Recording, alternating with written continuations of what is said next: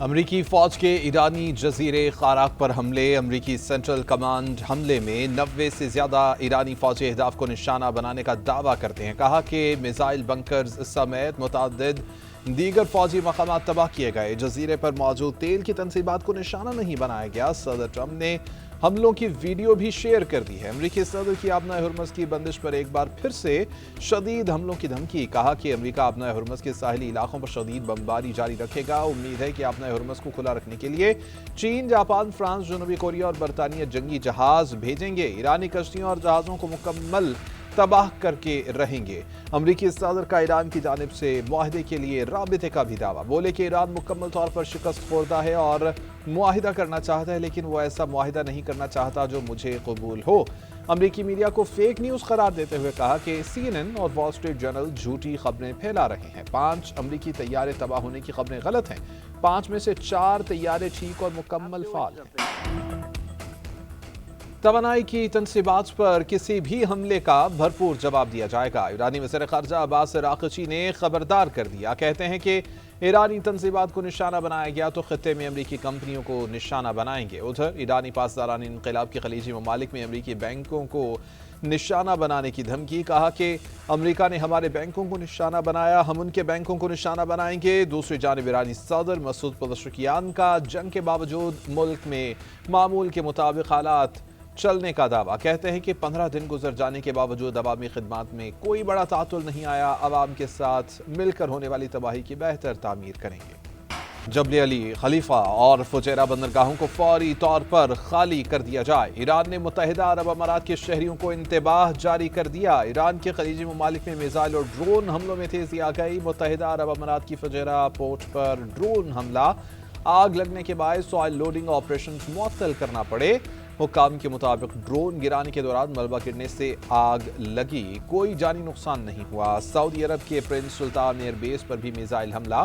امریکی فضائیہ کے 5 ریفیولنگ طیاروں کو زمین پر نشانہ بنایا گیا۔ حکام کے مطابق طیارے مکمل طور پر تباہ نہیں ہوئے۔ کویت کی احمد الجابر ایئر بیس پر ڈرون حملے میں 3 فوجی اہلکار زخمی ہوئے۔ کویتی وزارت دفاع کی تصدیق۔ عراق کے دارالحکومت بغداد میں امریکی سفارت خانے کے ڈیفنس سسٹم پر بھی ڈرون حملہ کیا گیا۔ ایران کا بحرین میں بھی امریکی بیس کو نشانہ بنانے کا دعویٰ۔ جوابی کارروائی میں بحرین سے ایران پر میزائل بھی داغے گئے۔ قطر کی العدید ایئر بیس پر بھی متعدد دھماکے۔ ایران کی اسرائیل اور امریکی تنصیبات پر حملوں کی نئی لہر۔ اسرائیلی دارالحکومت تل ابیب پر میزائل حملے، 20 مقامات پر دھماکے سنے گئے، کئی مقامات پر آگ لگ گئی۔ عرب میڈیا کے مطابق اسرائیل پر ایران کی جوابی کارروائی کے دوران حملوں میں 14 اسرائیلی ہلاک ہو چکے۔ ترجمان پاسداران انقلاب کہتے ہیں کہ حملوں میں صہیونی ریاست کے ذمہ داروں کو نشانہ بنایا گیا ہے۔ اسرائیل نے تل ابیب سے ملحقہ شہر شہاد میں میزائل حملے سے عمارت کو نقصان کی تصدیق کر دی۔ ادھر ایران نے زیر زمین میزائل سٹی میں وسیع خودکش ڈرون کشتیوں کے بیڑے کی ویڈیو جاری کر دی۔ اسرائیل اور امریکہ کی ایران کے خلاف جا رہی ہے تیسرے ہفتے میں داخل۔ امریکہ اور اسرائیل کے ایران کے دارالحکومت تہران پر نئے حملے۔ اصفہان کے صنعتی علاقے میں بمباری سے 15 افراد جان سے گئے۔ مغربی ایران کے شہر میں رہائشی عمارت نشانہ، 6 ماہ کی بچی سمیت ایک ہی خاندان کے 6 افراد شہید۔ ایرانی صوبے کردستان پر اسرائیلی حملوں میں 112 افراد شہید اور 969 زخمی ہو چکے۔ اسرائیل کا جنوبی لبنان میں صحت کے مرکز پر حملہ، علاقے میں صحت مرکز پر بمباری سے طبی عملے کے 12 افراد جاں بحق۔ جاپان میں تعینات 2500 میرینز کو مشرق وسطیٰ کے لیے روانہ کر دیا گیا۔ میرینز کو جنگ میں پہلے زمینی امریکی دستے کے طور پر تعینات کیا جائے گا۔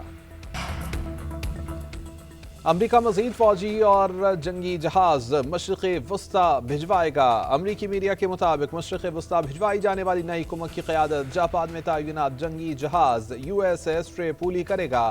USS ٹریپولی میں تقریباً 5000 فوجی شامل ہیں۔ امریکہ نے B-2 بمبار طیارے بھی ایران پر حملے کے لیے روانہ کر دیے۔ امریکی سینٹ کام کے مطابق B-2 بمبار طیارے ایران میں اہداف کو نشانہ بنائیں گے۔ حملوں کا مقصد ایران کی جانب سے خطرات کو ختم کرنا اور اسے اپنے پاؤں پر کھڑے ہونے سے روکنا ہے۔ برطانوی میڈیا کے مطابق تقریباً مزید 5000 امریکی فوجی مشرق وسطیٰ میں تعینات کیے جا رہے ہیں۔ حکومت کی کفایت شعاری مہم، سرکاری تنخواہوں میں 5 سے 30% کٹوتی، گاڑیوں کے پیٹرول میں بھی آدھی کمی ہوگی۔ وزیر اعظم شہباز شریف کی زیر صدارت اجلاس میں بڑے فیصلے۔ سرکاری اور خود مختار اداروں کے ملازمین کی تنخواہوں سے کٹوتی کی جائے گی۔ آئندہ 2 ماہ کے لیے تمام سرکاری گاڑیوں کو ملنے والے پیٹرول میں 50% کٹوتی کا تھرڈ پارٹی آڈٹ کرایا جائے گا۔ وزراء مشیروں اور معاونین خصوصی کے بیرونی دوروں پر بھی مکمل پابندی ہوگی۔ وزیر اعظم کی سیکرٹریز کو روزانہ جائزہ کمیٹی کو رپورٹ پیش کرنے کی ہدایت۔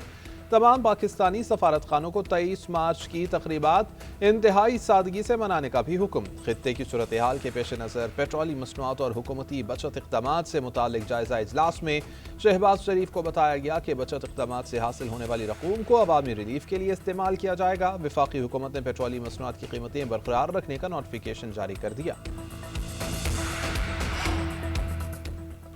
فلسطینی مزاحمتی تنظیم حماس کا ایران پر پڑوسی ممالک کو نشانہ بنانے سے گریز کرنے کا مشورہ۔ ایک بیان میں کہا کہ ایران کو جارحیت کے خلاف دفاع کا حق حاصل ہے۔ وہ بین الاقوامی قوانین کے مطابق ہر حد تک جواب دے سکتا ہے، لیکن ایرانی بھائیوں سے مطالبہ کرتے ہیں کہ پڑوسی ممالک کو نشانہ نہ بنایا جائے۔ خطے کے تمام ممالک میں بھائی چارے کے رشتے کو برقرار رکھنے کی کوشش کی جائے۔ امریکہ اور اسرائیل کو حکمت عملی سے نشانہ بنایا جائے۔ ایرانی جہاز زائرس دینا پر حملے کا جواب دیا جائے گا۔ ایرانی فوج کے commander in chief Amir Hatami کی امریکہ کو وارننگ، کہا کہ ایرانی جہاز کی عملے کو امن مشن سے واپسی پر نشانہ بنایا گیا۔ ایرانی سیلرز پر جنگ میں شامل نہ ہونے کے باوجود براہ راست حملہ ناقابل قبول ہے۔ ایرانی جہاز پر حملے کا جواب دیا جائے گا۔ ادھر پاسداران انقلاب نے خطے میں امریکی اڈوں کو جائز ہدف قرار دے دیا۔ عرب میڈیا کے مطابق جزیرہ خاراک پر امریکی حملے کے بعد پاسداران انقلاب کی جانب سے یو اے ای کو پیغام دیا گیا ہے کہ ایران کے سینئر اہلکار نے جنگ بندی کو خلیج ممالک سے امریکہ کے مکمل انخلاء سے مشروط کر دیا ہے۔ محسن رضائی کہتے ہیں کہ جنگ بندی کے لیے امریکہ کو نقصانات کا مکمل ازالہ اور دوبارہ جارحیت نہ کرنے کی یقین دہانی بھی کرانا ہوگی۔ ایران کا چینی کرنسی یوان میں تجارت کرنے والے آئل ٹینکرز کو آبنائے ہرمز سے گزرنے کی اجازت دینے پر غور۔ امریکی میڈیا نے ایرانی عہدیدار کے حوالے سے دعویٰ کیا کہ تہران محدود تعداد میں آئل ٹینکرز کو آبنائے ہرمز سے گزرنے کی اجازت دینے پر غور کر رہا ہے، بشرطے کہ تیل کے کارگو کی تجارت چینی یوان میں ہو۔ فرانس اور اٹلی کا اپنے بحری جہاز آبنائے ہرمز سے بحفاظت نکالنے کے لیے ایرانی حکومت سے رابطہ۔ اخبار فائنینشل ٹائمز کے مطابق فرانس سمیت یورپی ممالک ایرانی حکومت سے بات چیت کر رہے ہیں تاکہ ان کے بحری جہاز آبنائے ہرمز سے بحفاظت گزرنے کی اجازت دی جا سکے۔ کراچی کے فورٹ قاسم پر آئل بردار جہازوں کی آمد کا سلسلہ جاری۔ ایک اور آئل ٹینکر فورٹ کو آئل ٹرمینل پر 55,101 میٹرک ٹن گیس آئل لے کر پہنچ گیا۔ مزید ایک آئل ٹینکر بھی 43,930 میٹرک ٹن گیس لے کر فورٹ قاسم کی حدود میں داخل۔ شیڈول کے مطابق جہاز کو متعلقہ آئل ٹرمینل پر برتھ کیا جائے گا۔ سیکیورٹی فورسز نے افغان طالبان کے ڈرون حملوں کی کوشش ناکام بنا دی۔ ISPR کے مطابق گزشتہ روز افغان طالبان نے پاکستان پر ڈرون حملے کیے۔ سیکیورٹی فورسز نے ڈرونز کو ہدف تک پہنچنے سے پہلے ہی مار گرایا۔ ملبہ گرنے سے کوئٹہ میں 2 بچے زخمی ہوئے۔ کوہاٹ اور راولپنڈی میں بھی ایک شہری زخمی ہوا۔ ISPR نے بتایا کہ یہ حملے عوام میں خوف پھیلانے کی افغان طالبان کی ناپاک کوشش ہیں۔ صدر مملکت آصف علی زرداری کی پاکستان کے شہری علاقوں پر ڈرون حملوں کی مذمت۔ ڈرون کے ملبے سے زخمی ہونے والوں کی جلد صحت یابی کے لیے نیک تمناؤں کا اظہار کیا۔ صدر مملکت نے کہا کہ افغان طالبان حکومت نے پاکستان کے شہریوں کو نشانہ بنانے کی کوشش کر کے سرخ لکیر عبور کی۔ پاکستان کی مسلح افواج اور سیکیورٹی ادارے ملک کے دفاع اور عوام کے تحفظ کے لیے مکمل طور پر تیار ہیں۔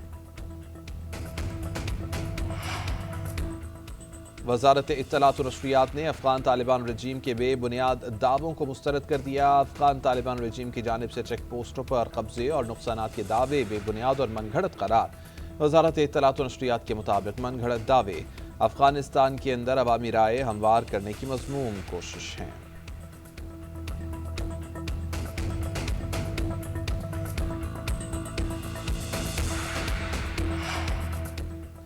افغانستان کی بلا اشتعال کارروائیوں کے خلاف آپریشن غزب الحق جاری۔ 12 اور 13 مارچ کی شب قندھار ایئر فیلڈ کی آئل ڈمپ سائٹس پر پاک فوج کے حملوں کی ویڈیو جاری۔ ویڈیو میں حملوں سے پہلے اور بعد کے مناظر واضح نظر آ رہے ہیں۔ سیکیورٹی ذرائع کے مطابق پاک فوج نے Kandahar airfield oil storage sites کو مؤثر انداز میں نشانہ بناتے ہوئے تباہ کر دیا۔ Oil storage sites Afghan Taliban اور دہشت گرد تنظیمیں اپنی مذموم کارروائیوں کے لیے استعمال کر رہی تھیں۔ پاک فوج مؤثر اور طاقتور کارروائیوں کے ذریعے افغان طالبان اور فتنہ الخوارج کے دہشت گرد ٹھکانوں اور فوجی تنصیبات کو نشانہ بنا رہی ہے۔ آپریشن غزب الحق کے تحت کارروائیاں اہداف کے حصول تک جاری رہیں گی۔